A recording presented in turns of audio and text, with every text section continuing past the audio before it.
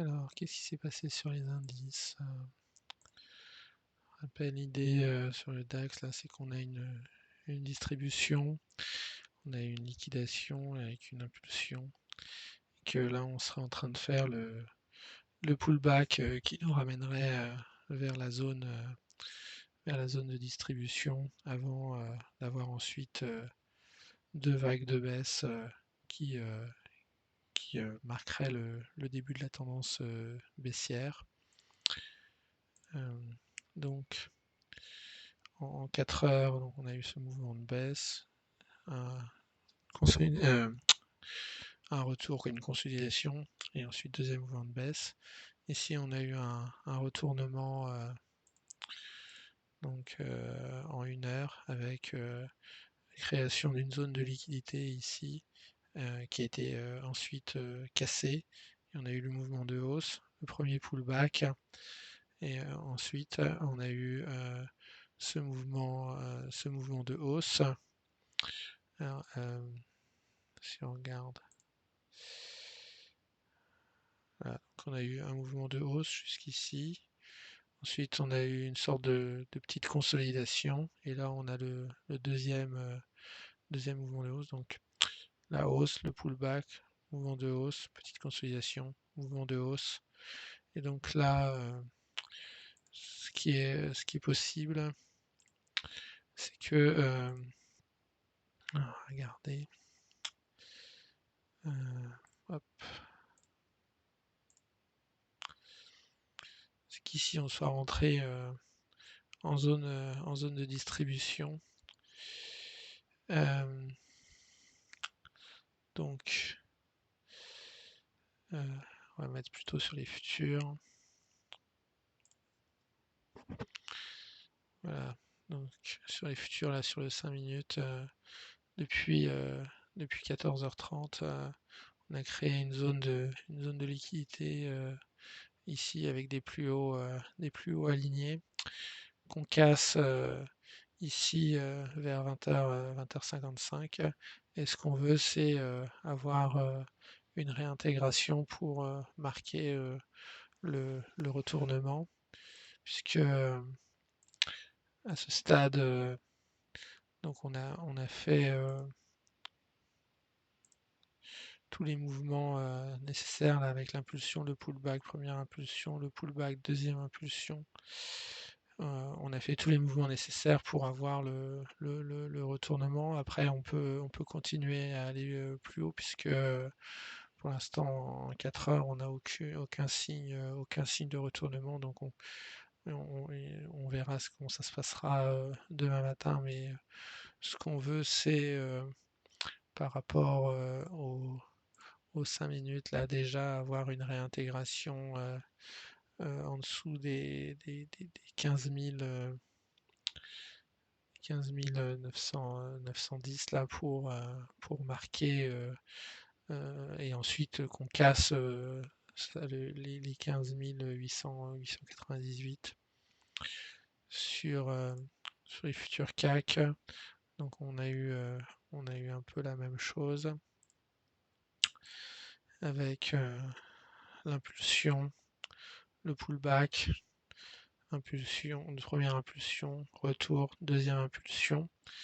Et là, ce qu'on constate, c'est on a eu un premier sommet, une inversion. Et là, on a un retour pour combler toute cette zone de déséquilibre là qui avait ici des déséquilibres. Donc on a reformé une zone de plus haut et donc on serait en train de casser là à 21h, 21h20, 21h30 cette, cette zone de plus haut pour éventuellement aller combler ces déséquilibres là jusque là. Et ce qu'on veut après, c'est se retourner à la baisse et aller casser les 7216. On voit que contrairement au DAX, on avait fait une consolidation ici avec on va voir, hop. sur le DAX, on avait monté, petite consolidation, on avait fait un plus haut, puis on avait fait la consolidation.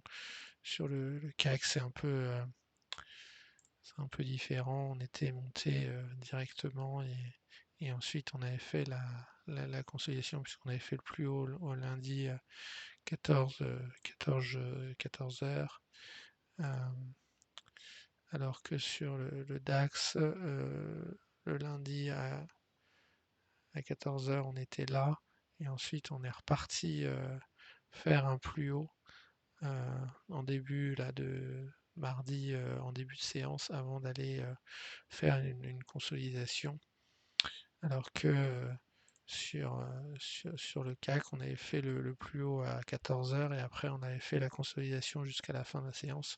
Et ensuite on est reparti directement à la hausse. Donc c'est possible qu'on ait ce schéma-là ici où on aurait fait le plus haut vers 15 heures, faire l'inversion, faire un pullback et ensuite commencer le mouvement de baisse si on repart à la baisse. Donc il faut voir comment ça va se passer pendant la nuit et en début de séance demain. En tout état de cause, sur le CAC, on a retracé les 50%, donc on peut tout à fait se retourner sur le DAX.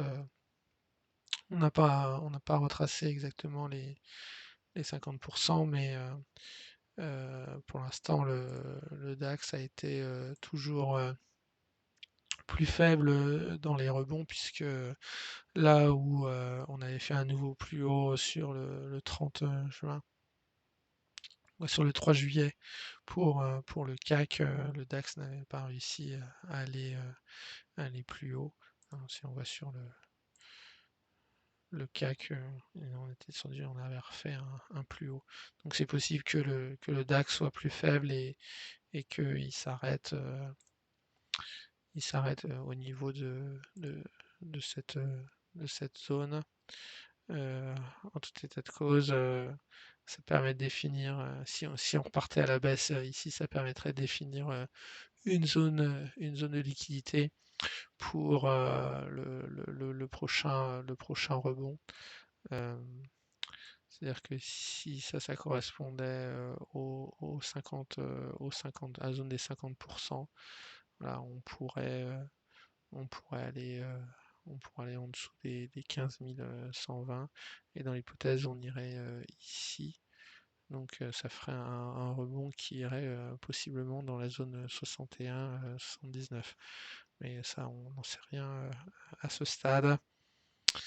Voilà, donc tout ça pour dire que pour l'instant on a une latéralisation qui pourrait donner jour à une consolidation, mais que cette consolidation ne s'est pas encore matérialisée.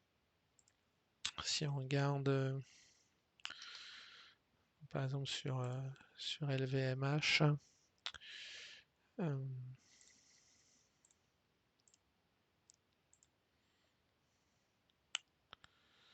on avait eu ici une distribution avec une impulsion et ici on avait eu une accélération et on a retracé combien là-dessus? On a dû retracer autour des 79.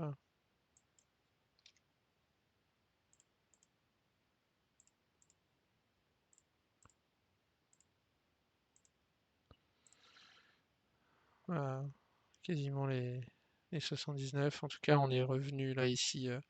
Il y avait une zone de liquidité. On est revenu reprendre cette zone de liquidité.